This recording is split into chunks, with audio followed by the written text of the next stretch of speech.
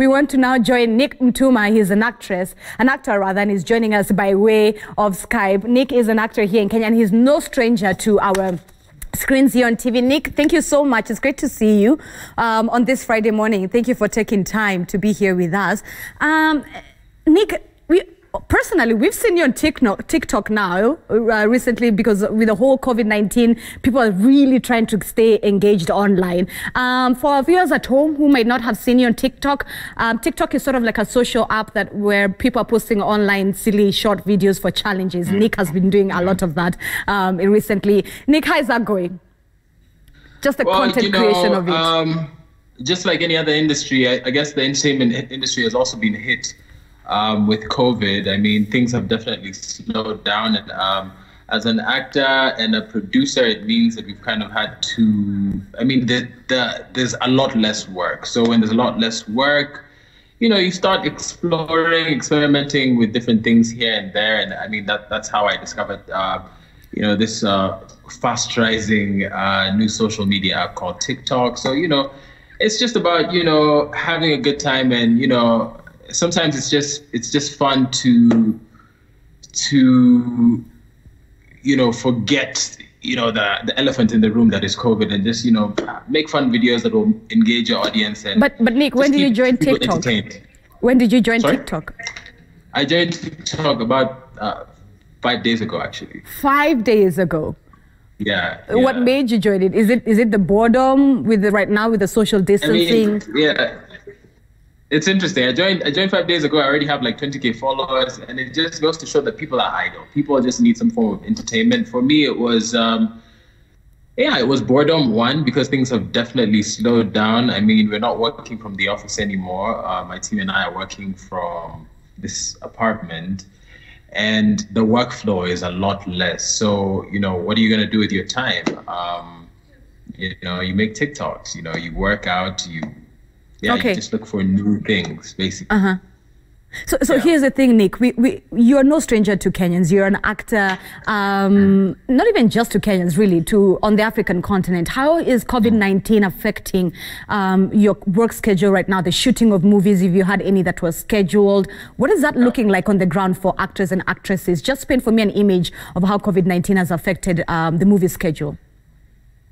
So, yeah, I mean, the entertainment industry, I would say, was the first one to be hit by COVID, because, you know, from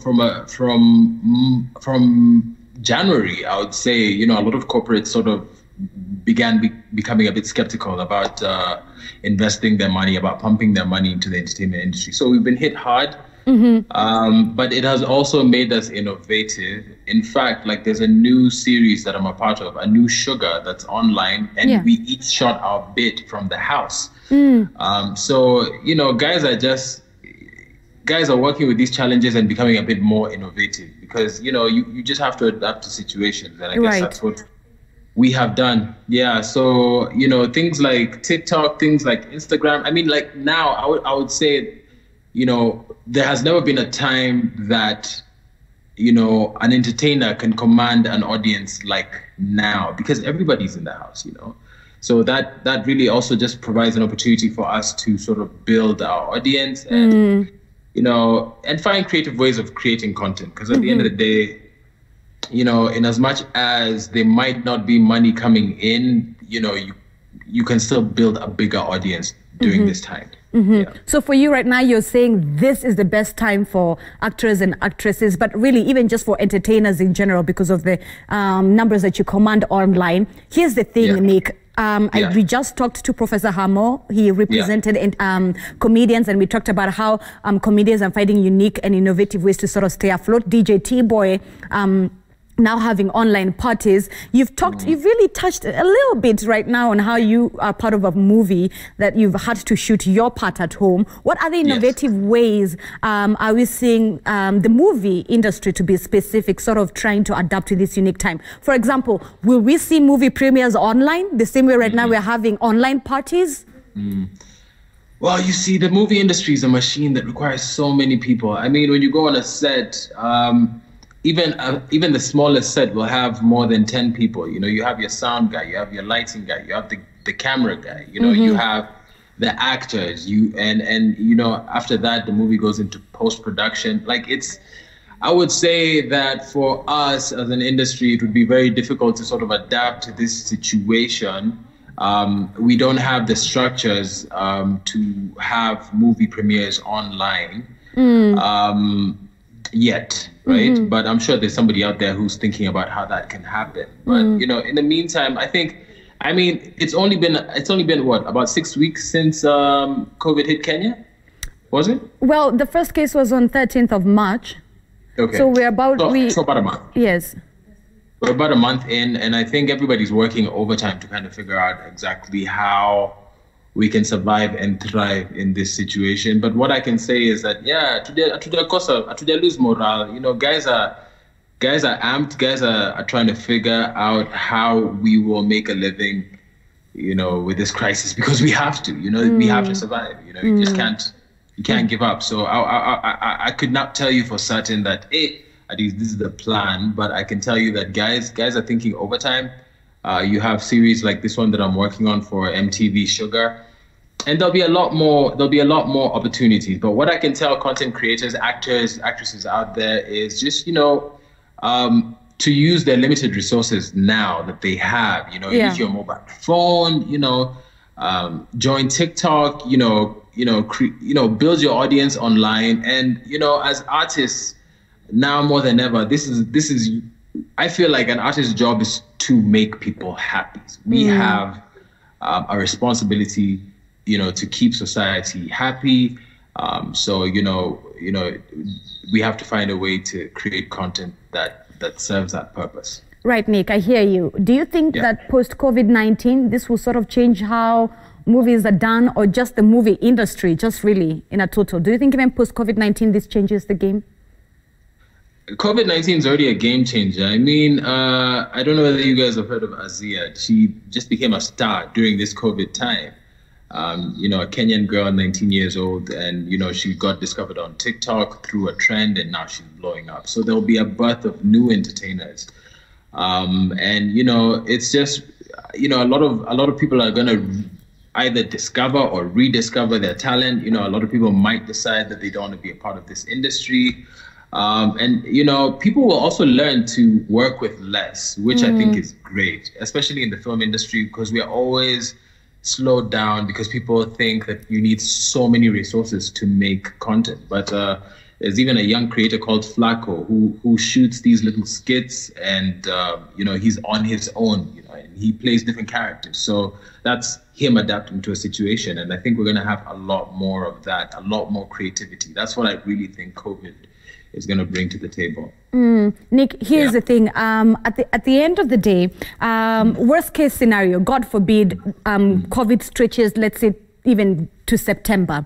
How will actors and actresses, like you're saying, how will the entire ship, directors, people behind the scenes, you just told us in a setting, no matter how small a movie is, it still takes quite a number of people to pull off that movie.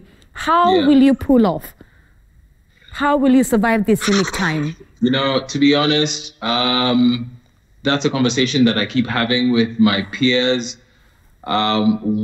because, you know, the industry, it's just not actors. It's the guy, the sound engineer who's working, you know, on the score. It's the director. There's a lot of people who are not seen, as opposed to us actors who are seen on camera. So, Zile Pesa, His Excellency Ali promised your story, you know what I'm saying? And we'd like to understand, like, you know, what structures have been put in place to support, well, not only the film fraternity, but, like, you know, musicians. How are they also going to make a living? You know, there's the entertainment industry is huge, and, you know, I think very deeply affected by this crisis. So, Nick, you know, we can only pray that things are going to work out, but yeah, we're staying positive in the meantime. Right, Nick, even as we stay positive, have you heard anything from the people you're talking to, people within your circles, the actors, the actresses, the directors? Have you heard anything from them? Have they gotten any of that government stipend you've just brought up?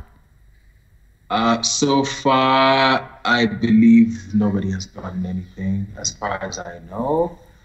I don't think there's been any sort of formal communication with any of the whether it's the acting bodies or the film bodies. So tunangoja tusikie venye hii story itaenda, you know. Right. Nick, I need to let you go, but before I do that, perhaps you could paint for me an image of some of the lessons that you believe that the entertainment industry can learn moving forward.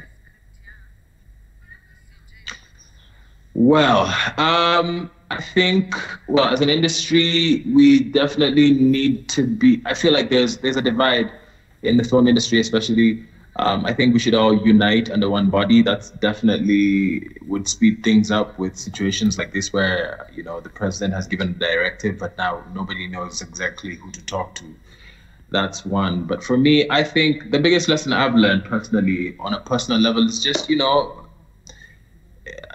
what matters and what doesn't matter. You know, there's some things that we really blow out of proportion in our lives. You know, like it's always about looking for money. It's always about, you know, trying to grow your career. But, you know, sometimes I think we take a lot for granted. Things like health, you know, things like family. So, you know, I would say as we try to figure these things out, you know, people should spend more time with their loved ones. People should just really cherish these moments.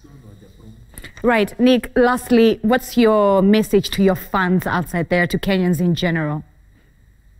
Kenyans in general, I mean, you need to have one of these anywhere you go. Yeah, keep your hands sanitized. Please try to stay indoors as much as possible. And yeah, Kenyans, we're going to get through this, guys. I mean, we're tough. We're a tough bunch of people.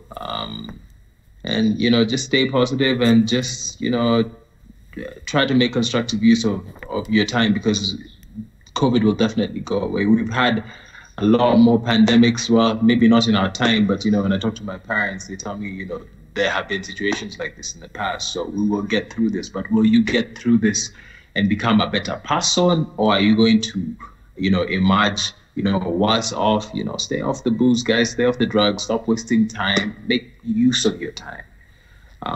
Yeah, I think that's all I have to say. Beautiful. Thank you so much, Nick. That's true. Everyone should have one of them, the sanitizers. Asante sana. That's Nick Mutuma. Nick Mutuma, an actor joining us by way of Skype.